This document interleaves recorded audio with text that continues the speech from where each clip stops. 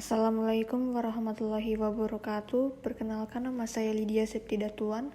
Di sini saya mau memaparkan materi yang berjudul Jaminan Mutu Laboratorium. Adapun pokok bahasan yang pertama ini adalah latar belakang. Yang kedua ini adalah contoh pemantapan mutu internal yang terdiri dari pra-analitik, analitik, dan pasca-analitik. Kemudian yang ketiga ini adalah proses pembacaan bahan kontrol kimia klinik. Yang keempat ini ada aturan Weisgard. Yang kelima ini ada systemic error. Kemudian kita masuk pada pentingnya pemantapan mutu, di mana pemantapan mutu ini adalah semua kegiatan yang ditunjukkan untuk menjamin ketelitian atau ketetapan hasil pemeriksaan laboratorium klinik.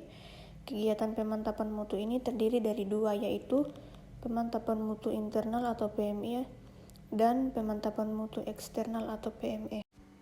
Adapun manfaat dari pemantapan mutu yang dilakukan ini adalah meningkatkan kualitas laboratorium, meningkatkan moral tenaga ATLM yang terdiri dari kepercayaan diri dalam mengeluarkan hasil pemeriksaan, kesadaran akan usaha yang telah dilakukan, dan merupakan suatu metode pengawasan atau kontrol yang efektif dilihat dari fungsi manajerial.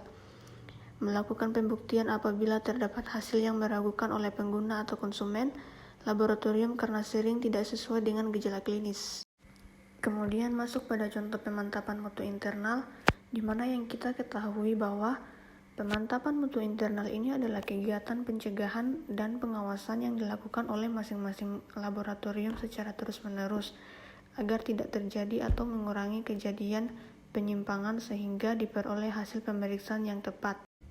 Kita masuk pada pra-analitik, di mana kegiatan tahap pra-analitik ini adalah serangkaian kegiatan laboratorium sebelum pemeriksaan spesimen yang meliputi yang pertama persiapan sampel, kemudian yang kedua pemberian identitas spesimen, kemudian yang ketiga itu adalah pengambilan dan penampungan spesimen, yang keempat ini adalah penanganan spesimen, yang kelima ini adalah pengiriman spesimen, dan yang terakhir ini adalah pengolahan dari penyiapan spesimen. Kemudian ada tahap analitik, di mana kegiatan laboratorium yang dilakukan pada tahap analitik ini meliputi yang pertama pemeriksaan spesimen, yang kedua pemeliharaan dan kalibrasi alat, yang ketiga uji kualitas reagen, dan yang keempat ini adalah ketelitian ketetapan. Kemudian ada tahap pasca analitik, di mana kegiatan laboratorium yang dilakukan pada tahap pasca analitik yaitu sebelum hasil pemeriksaan diserahkan kepada pasien meliputi yang pertama penulisan hasil, yang kedua interpretasi hasil, dan yang ketiga ini adalah pelaporan hasil. Kemudian ada proses pembacaan bahan kontrol kimia klinik, di mana kontrol kualitas pada laboratorium klinik adalah proses statistik yang digunakan untuk memonitor dan mengevaluasi proses analitik suatu pemeriksaan. Berdasarkan nilai kontrolnya dibagi menjadi dua, yaitu kontrol normal atau kadar analit dalam rentang normal, dan yang kedua ini adalah kontrol abnormal, di mana kadar analit di bawah atau di atas rentang normal. Kemudian masuk pada aturan Weisgard, di mana dapat mendeteksi gangguan ketelitian atau kesalahan acak dan gangguan ketetapan atau kesalahan sistemik. Deteksi kesalahan acak yang terdiri dari 13S dan R4S. Deteksi kesalahan sistemik yang terdiri dari 22S, 41S, 10X, dan 13S. Sebaiknya paling sedikit menggunakan dua bahan kontrol yang terdiri dari N dengan rendah atau N dengan tinggi atau rendah dengan tinggi. Kebiasaan buruk yang terdiri dari mengulang kontrol, mencoba kontrol baru. Sebaiknya inspeksi grafik kontrol untuk menentukan jenis kesalahan dengan kemungkinan penyebab, mempertimbangkan faktor pada sistem analitis, hubungan penyebab dan perubahan yang terjadi, verifikasi tindakan.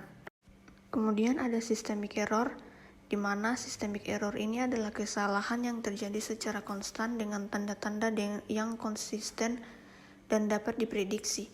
Systemic error pada laboratorium menyebabkan hasil yang tidak akurat dengan kadar konsisten tinggi atau rendah. Makin kecil tingkat systemic error, maka hasil pemeriksaan tersebut makin akurat. Beberapa kemungkinan penyebabnya adalah yang pertama menurunnya fungsi sinar atau lampu alat dan filternya, Yang kedua ini ada akumulasi kotoran secara bertahap pada sistem tubing, sampel atau reagen. Dan yang ketiga ini adalah akumulasi kotoran secara bertahap pada permukaan elektroda. Yang keempat ini ada reagen yang akan expire. Yang kelima ini ada turunnya kualitas bahan kontrol. Dan yang terakhir ini adalah menurunnya fungsi suhu ruang inkubasi. Itulah pemaparan materi dari saya. Kurang dan lebihnya mohon dimaafkan. Sekian dan terima kasih.